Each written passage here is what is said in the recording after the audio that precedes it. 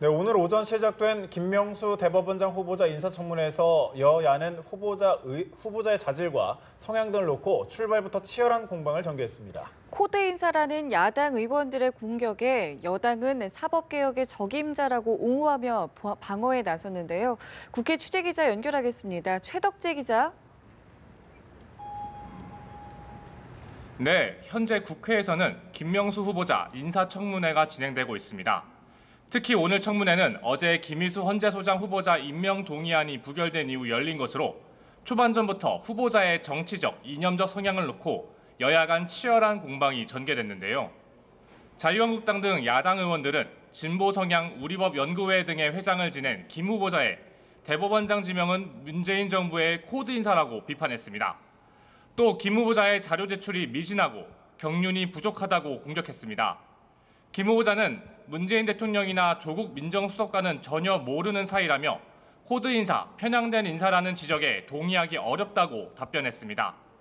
여당은 김 후보자가 이번 정부의 핵심 과제 중 하나인 사법부 개혁을 이끌 적임자라며 사법연수원 기수나 나이 등이 결격 사유가 될 수 없다고 주장했습니다. 여야 의원들은 양심적 병역 거부, 동성애, 낙태 문제에 대한 김 후보자의 관점과 아파트 다운 계약서, 자녀의 군복무 특혜 의혹 등을 놓고서도 치열한 공방전을 주고받을 것으로 보입니다.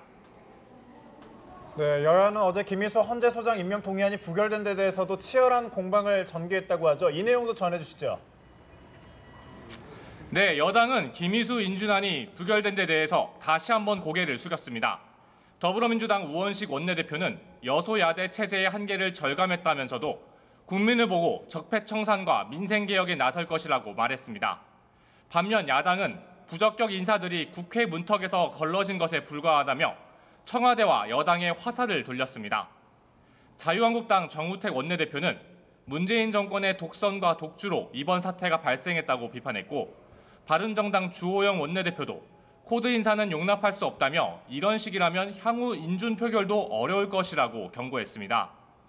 국민의당 김동철 원내대표는 김 후보자 부결에 대한 국민의당 책임론은 어처구니가 없다며 책임은 정부에 있다고 주장했습니다. 한편 오늘 오후 국회에서는 외교 통일 안보 분야에 대한 대정부 질문이 진행됩니다. 야당은 문재인 정부의 외교 안보 정책 실패가 북핵 위기와 국제사회의 코리아 패싱을 자초했다며 공세를 펼 전망입니다.